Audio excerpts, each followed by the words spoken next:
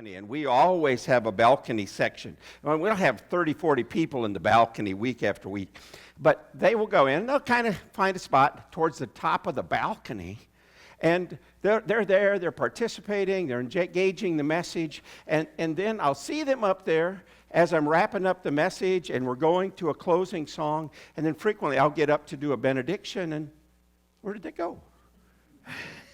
And I'm going, oh, people, you're missing on, oh, people, let's connect. You're missing on all this opportunity to connect.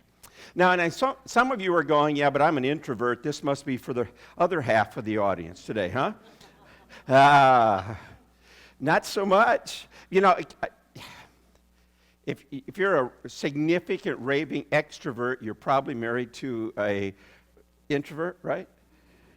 You know, well, they said opposites attract, but you know, that connection, and we kind of discover that everybody, every side of that is pretty valuable.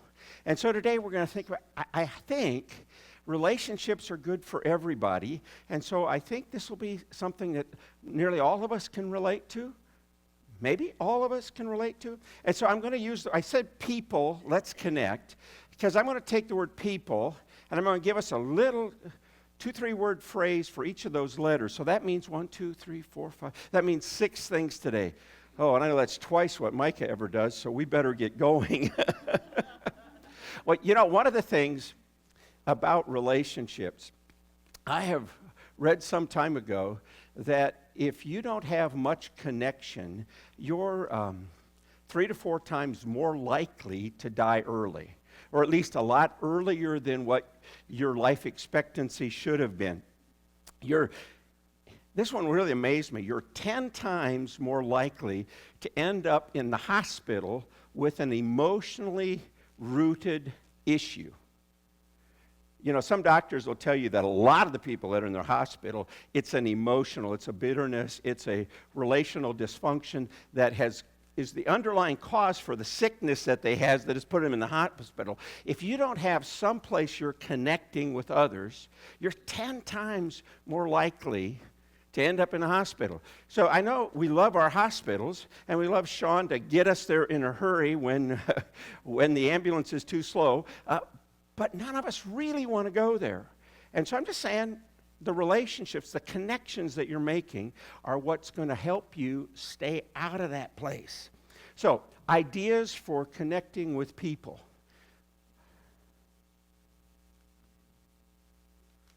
Uh-oh.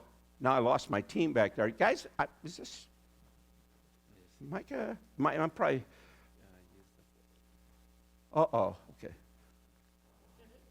Okay, we'll get it figured out. I thought I had it. Thought I was intelligent enough. It's a good thing this isn't a relationship. But I think we all recognize life is really about relationships. In fact, you saw that little blip, that one there? Who is that? Wilson. You know that really dates us, right? Because the kids are going, that's what? But a bunch of us go, Wilson. And do you know how long ago that movie, Castaway, came out? I'm not going to get the exact, but it's 23, 24 years ago that we watched that movie, and somebody, had a relationship with a volleyball. Of all the crazy things, and yet we know that's Wilson. And how infatuated, when he lost the volleyball, he was going to just about die. It was so significant. That was such a powerful relational film that at the 20-year anniversary, they had a Wilson celebration. Go figure, over a face on a volleyball. But just to say how important relationships are to all of us and help us get there. So life is about relationship. And I'm just going to tell us, we're going to quickly look at 6 things that God provides wisdom about relationships. We could find a lot more things, but we're going to find 6 today. First thing I want to tell us is the P is purposefully connect. That means make an intentional about it. We're going to go to VBS this week, and you are already planning for relationships, aren't you? You're planning. She's already thinking about the relationship she's going to meet this week. Some of those kids she knows, and she's going to engage and be already. But there's going to be some that she's never, ever seen, even in a small town, hasn't built a relationship with. But she's going to purposefully, she's making plans already. And I'm going to look at a number of different scriptures. You can jump there if you have time. They'll also be on the screen today. I always love it when we're in our Bibles, but I also know when I'm jumping around, I really like to take a text and just dig into that text. But for today's message, just dropping in for one message, I decided to broaden that out. But here's one from James. James 1:19. My dear brothers and sisters, take note of this. Everyone should be quick to listen, slow to speak, slow to become angry. Do you see that word, what we're supposed to take? Who's supposed to take note of this? Everyone. Okay, I'm sorry. Just to remind us that we're all in this together. Everyone. And notice the things that he kind of points out. Everyone, and then three little things: quick to listen, slow to speak, slow to come angry. I was in Hobby Lobby the other day, and I saw a sign that says, seems like you're a little long on mouth and short on ears. It was on sale. I guess others didn't want to buy it either. didn't want that reminder, and I didn't buy it either. But you think about that. Did your parents tell you that little phrase? God gave you 2 eyes and 2 ears and only 1 mouth, so you spent more time taking in rather than spewing out. And yet, lots of us, we're much quicker to tell everybody, want everybody else to listen to what I have to say rather than listening to what they have to say. You know, the Friend of the Year award frequently goes to somebody that's rather quiet because they've learned the skill of listening.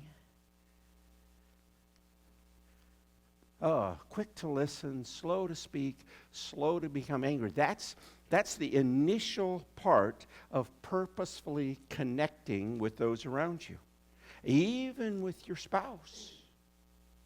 Anytime that, we won't go there. My spouse is here. She might have a comment. Next thing, the E, encourage consistently. Do you ever notice how many times there's some kind of phrase about one another in Scripture? And so often, those are about the idea of encouraging the people you're with. And it's written to the church, so it's written to everybody that's gathered here, and this one another idea, and encourage. Now, actually, the verse I'm going to put up doesn't use the word encourage, but you'll quickly figure it out. Do not let, this is in Ephesians, it's chapter 4, verse 29. Do not let any unwholesome words come out of your mouth, unwholesome talk come out of your mouth, but only what is helpful for building others up according to their needs, that it may benefit those who listen. Well, he gives us, sometimes we do that. We put the negative out there, and then we do the contrary. We give the positive. What's the other side of that? And so the first thing he said was, don't let any unwholesome talk, none, not, again, I always learned, don't use in extremes like always and never, especially spouses, don't use that in your conversations. But here he's don't let any, he's kind of none, zilch, zero unwholesome talk come out of your mouth, but rather do those things that are going to build others up. But that idea of unwholesome talk, what would that be? Usually after I said it, I realized that was kind of unwholesome. I came across this the other day. That looks like unwholesome to me. I can't even tell, is that an orange, an apple, a peach? I like fruit. I'm not reaching for that. But sometimes you have, in that idea, the idea is encourage consistently. And sometimes you realize there were some words that just came out of your mouth, and they probably were received a little bit like that? Huh? And what do you do then? Go, whoa, whoa, whoa. If I serve that, I go, wow, get that out of here. And the appropriate response then is an apology. I'm sorry. I should not have said that. And maybe a little more explanation. You ever use that phrase, oh, I'm just joking? Frequently. Now, I grew up with, in our family, we had a bunch of boys. Micah took the brunt of it because he was the youngest of the boys, but he got really good at a few zingers back at his older brothers. And because, oh, we're just joking. That's what we do. We're boys. Well, there's a little bit of truth to that, and I tried to let some of that go. But when somebody sends a zinger your way that really digs in, and they go, I'm just joking, I'm just teasing. Does it feel like teasing? Very, very rarely. Sometimes there's I get it. There's sometimes a good give and take on that. But, wow, I use that phrase, I'm only teasing. I try to not say the things where I have to follow it up with that, because most of the time that's what it looks like, feels like to the one that's receiving it. So otherwise, he says, rather than that unwholesome, do what's building up for others according to their needs. Now that's an interesting last phrase. To say what is building up somebody according to their needs, what's required? It's assuming I know what their needs are. And in the body of Christ, he's saying, you should know what their needs are. Now, it's not like you're going to know what everybody's needs are in this body. And now that also requires that sometimes I'm sharing a bit of what my needs are so that somebody knows how they could help me, could build me up. Words are powerful things. Proverbs says a lot about that. But speaking things that build others up, that's encouragement. Encourage, to give courage to somebody else. And our words can do that. That's what encouraging others. Now let me think about that, building others up. Here are two things that both are described as hammer, right? And we use, a lot of you guys, you have both of those things in your shop. But they don't have the same use, do they? One is very good for tearing things down. And words sometimes need to deconstruct. But, words that are used like a sledgehammer, or I can use words as a hammer. One is really, it's every now and then you use a sledgehammer to drive something in, and that's important. But my sledgehammer almost always gets used to break something down. And I use my hammer to build things up. What are your word choice? Is it, when you evaluate it, when you think about how that was received, was it tearing down or was it building up? I just think about that the next time you're ready to fly things out. Only for building others up according to their need. Oh, let's jump to another one. Oh, others before self. Yeah, we talk about that in a variety of settings, about putting others ahead of ourselves. But here's what Paul says. Still in, we were in Ephesians. Turn over just a page to Philippians, if you're there. Philippians 2. This is verses 3 and 4. Do nothing out of selfish ambition or vain conceit. Another place where he's saying, here's what I don't want you to do, and then he's going to replace it with, here's the positive side of that. Here's what you could be doing instead. Do nothing out of selfish ambition or vain conceit. Rather, in humility, wow, that's a big word. Whenever you're stuck at kind of at a loss for words, you're not quite sure how you ought to think about what would be the humblest thing I could say right now. Most of the time we run from that idea, but there's so many places where God says the best alternative is humility. And he said, rather than, putting yourself on the top shelf, what would the humble word be here, or the humble response be here? So rather than, hey, I'm over here, look at me, I'm most important kind of thing, humility, value others above yourself. Well, then Paul goes on. This is what that looks like. Not looking to your own interests. Another translation says not looking only for your own interests, because we all have our needs. But he says, rather than looking at my needs, but each of you to the interests and the needs of others. Wow, that's a high calling. And one of our responses in then, yeah, but who's going to look out for me? But did you read what it said? What if they were doing the same thing? What if in this body, I came in and I'm here on this is one of our gathering times. We do too. Right now, our church, we have 2 services, and we kept a lengthy fellowship time in between so that there's a lot of mingling, mending time, and I frequently, especially my elders, I go to them and I say, guys, can you go to that time, and whether your first service or second service, we got 30 to 45 minutes in between. How about if you came in mind, rather than seeing your best friend, rather coming with the intent you're going to find 1 or 2 people with the intent of pouring something, you're coming, you're purposefully connect, and you're going to do this. You're going to think about others that are in that group and look for a way to say something, inquire about something that's going on in their life, and hear about that and care about that.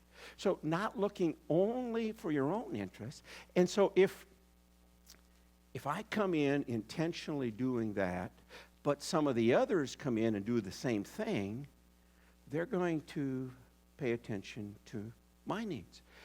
Can I trust Jesus enough that I'll take the initiative to do what he tells me, invites me to do, and expect that either he'll have already inspired somebody else to do the same to meet my needs? You ever notice how when you do this self-promotion, you're just pushing yourself out, and you get some recognition for it, and it feels really empty?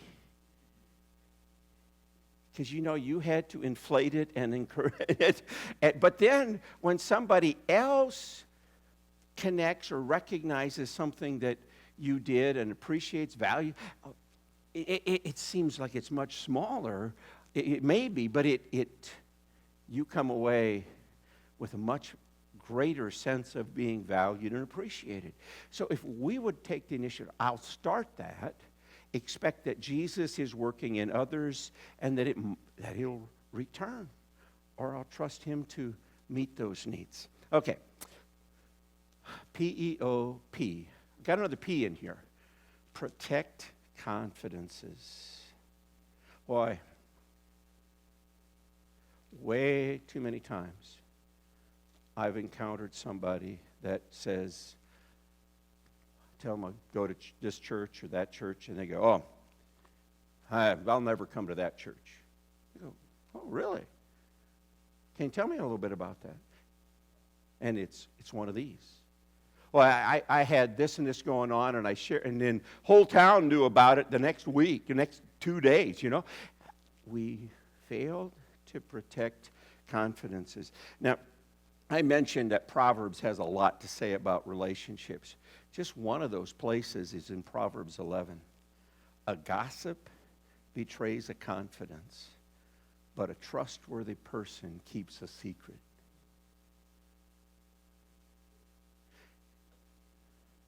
Now, this isn't, you have people come to you, or, maybe there's this, everybody is against this, or everybody, whatever. Who's everybody?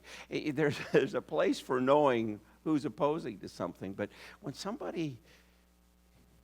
you've done the wise thing of caring about what's going on in their life, seeking to meet a need and be thoughtful about them, and they've opened up and shared a personal hurt, personal struggle, and you fail to keep that. And you share that, you spread that on. Oh. So this is what we want desperately from everybody else, right? I learned a long time ago when somebody would come in and say, I've got something I want to talk about. Very rarely was the first thing they brought up what was really at the core of their struggle. Because they wanted to see, how's Dennis going to respond? If they put something out on the table and I go, oh, wow, and I'm thinking, who can I tell this about? But I'm totally reacting to it. That's probably all I'm going to get. But if I pay attention, care about that, and don't get too alarmed by what they shared, maybe I'll find out what's really deeper in them, and then now I've entered into their confidence. Now I'm at a place where they're willing to divulge some things that they really want somebody else. They want somebody one that can care about them and sometimes hold them accountable for what they're battling with, dealing with, struggling with our hurt that they're carrying. We have a Celebrate Recovery ministry at church, and that's one of the things they stress. And most of them there are dealing with, in their phrasing, a hurt, habit, or hang-up. It's not all drug and alcohol abuse. In fact, that's only a small part of the people that come there. Some of them have those issues they want help with. But a lot of them are dealing with other struggles in life, just some attitudes that they want a peer group that'll hold them accountable and keep a confidence, someplace where they can pour out their heart, pour out the struggle that last week was. Or in the middle of a struggle, they can text or call somebody and know that that's as far as it's going to go. That's just such a powerful thing, especially in the body of Christ when we're trying to build relationships that matter for eternity. See, a gossip is talking about a situation, that bit of information you received, with someone who is neither part of the problem nor part of the solution. And even if somebody tells you about something, you want to run out and fix it, you probably better get their permission before you go do that. Because they may not want you to fix it. They probably want to fix it when they're ready to, and your place is just to hear them. Quick to listen, slow to speak, slow to become angry. I think we looked at that one already. So we're moving through this. Love deeply. We're on number 5 already. We're just cruising right along. Love deeply.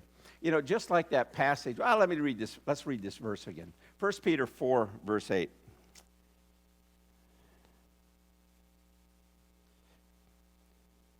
First Peter 4, verse 8. Above all, love each other deeply, for love covers over a multitude of sins. This is kind of like that one that we read from Philippians 2. Don't do anything with selfishness, but consider others. These are 2 verses that I've used frequently at weddings, or certainly when we're doing pre-marriage counseling or whatever. These are 2 ideas. Now, you got to understand, Paul wrote Ephesians, Peter wrote this passage. He's writing to the whole church. And he's saying, love each other deeply. But wow. If you're in a close relationship, you have a spouse or a family, if you put this into practice there's powerful things that begin to happen. But he's writing it to this whole body to love each other deeply. What would that look like? That would be avoiding some of the petty grievances. But you have to understand, this doesn't just happen.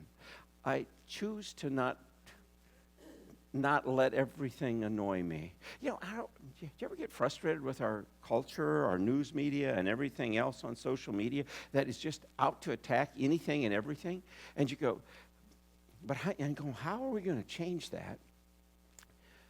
And I can't change social media, but there's a slight chance I can change me. I mean, at least I have a better chance of that than most anything else. And so if I will have the intent to make a plan, put in some effort to love my spouse. You know, one of the things I found out when I go about being thoughtful, kind, and considerate, the usual things that can be annoyances, we all do them. We all have some of those. But when we are being deliberate about being loving, the rest of those things, it's really like they're not near as big a deal. And it's not just when she's more loving, I give up on the annoyances, but it's really when I choose to be more loving, those things, they're just not as big a deal. Because the relationship is going so smooth, so much better, it's so much fun. So intent, plan, effort is part of what's going on here. You know, here, if we're talking to couples, spouse, or close relationships, if you're busy doing things to, as one writer talked, fill the loving cup till it's overflowing, the other things become much less noticeable. And that goes for the whole body. You know, we all have those places where we react to certain things. And sometimes it's because I haven't been intent about being loving, and so I get annoyed by a lot of things other people do. And so I'm working at being more attentive to, because, you know, that starts as a bit of an emotion that says, I want to spew something out. But before I let that, you know, quite strangle that before it gets out and go, okay, what's driving this? Where's this emotion coming from? What's going to be the end result if I spew this out? For me, for you, for others around, because there might be some that are listening. And then once I assess that, you know, okay, you kind of, most of us, we come a little short on being able to stifle that long enough to assess what's going to happen if I say this. But if you can get yourself to where you can hold it for, you know, that you used to say count to 10 before you say that angry thing. It doesn't really take 10. It just takes a moment to realize, if I say this, whoa, I can see what's going to happen. And you assess that and you go, that's not helpful. And then you choose a different expression or different words or different, you know, sometimes you just walk away. That's not always a bad response. So love deeply. But part of that really starts by choosing in advance to be a displayer of love, gracious kindness for the other person, and let's see what God does with that. Oh, the last E. Oh, encourage some more. There is so much we can do with encouragement. Just encourage some more. Look for other ways to take you. Bible, Hebrews. Let's go to Hebrews for a little bit. We'll wrap up in Hebrews. 2 verses from Hebrews. Hebrews 3:13. But encourage one another, that's us, daily, as long as it is called today, so that none of you may be hardened by sin's deceitfulness. Yeah, I read that at the end here, and I'm going, wow, you could spend the whole half hour on that one.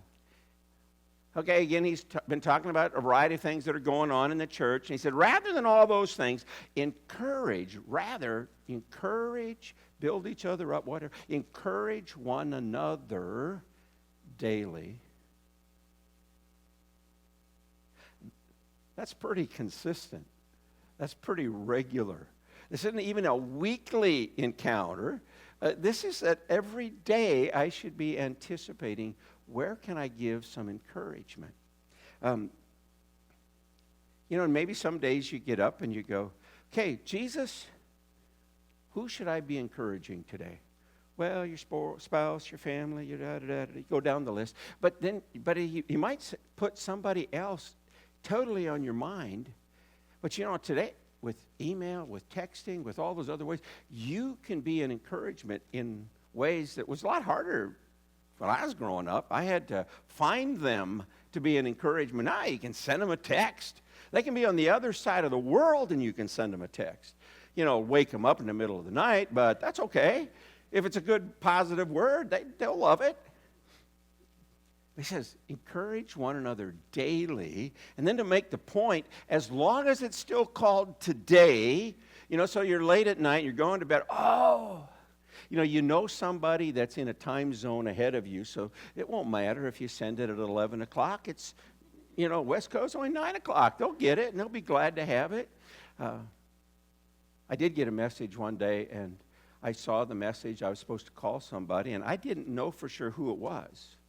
But they said, call as soon as you can. So I was up. It was 7 o'clock, and I called. It was 5 o'clock. I could tell really quick when they said hi. Hello? And I'm going, okay, now I got to find some good words to be an encouragement. It is today, even over there, but it wasn't quite the today they were looking for. But as long as it's called today, and then look at the power of these words. You might spare somebody from being hardened by sin's deceitfulness.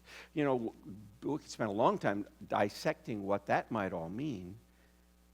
But you can stop sin in its tracks by a word of encouragement. Wow, that's a powerful thought. So then another one in Hebrews, flipping over to chapter 10, verse 24. This is part of a longer one that's really, probably should read the whole thing, but we are out of time. Let us consider how we may spur one another on toward love and good deeds. So again, look at the words he's choosing to use. Let us, he's talking to the church body, the group of believers, consider. That's giving thoughtful attention to the us.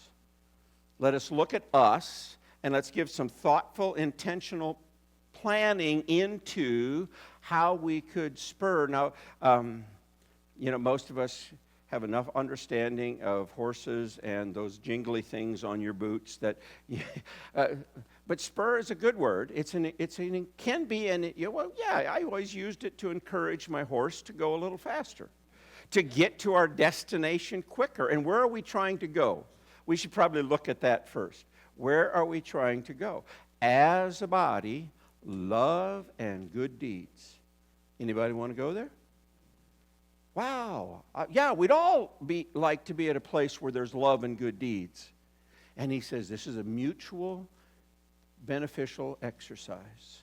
Let us give thoughtful anticipation and consideration towards how we can spur, help, and encourage and motivate and direct one another to a place where love and good deeds abound. Now, the other one said, when we encourage each other, we can hold them from falling off the ledge of sin. That's a good thing to do. And now a bit later, he's saying the other side, we can hasten the progress towards love and good deeds. Just by choosing the kind of words that we put out of our mouth. And he's not just saying words, he's giving us, there might be other ways. Sometimes it's you see somebody doing something and you come alongside and you join in and you help them. You work with them to accomplish that process. One of the simplest ways Have you ever thought about the power of your smile? Doesn't cost you anything. And somebody said it actually doesn't cost you anything, but it'll improve your face value. Actually, a smile, you might ought to smile at work because it'll make you look like you know what you're doing. You seem more competent when you smile. Not only are you a little more likable when you smile, you ever catch yourself and you're walking around and all of a sudden realize you've got a grumpy look on your face. You go, what's going on? Look at life as a reason to smile. God gave you today. That ought to be worth it. In another measure, it makes people wonder what you're up to. And that's not always a bad thing.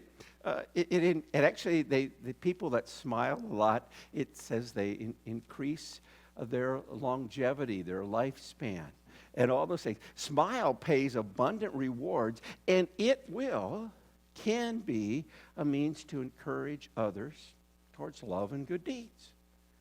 It doesn't even have to cost much. Okay.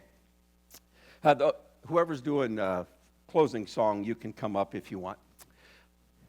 Looking at that, I'm just going to ask that as you look at this list, 6 things we looked at today, don't rush out and try to do all 6. That doesn't work. But as the Spirit he's probably already prompted you with 1 or 2 that he would readily see you add to your week. And maybe there's even a name, a face in your mind that he wants you to purposefully connect to or encourage more consistently.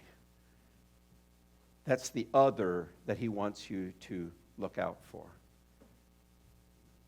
Maybe you've been shared something that you're going to diligently protect the confidence that was entrusted to you, or you're going to love more deeply. Or maybe even smile and encourage someone some more. Hey, God is doing great things in your body here. Let him continue that good process. Amen.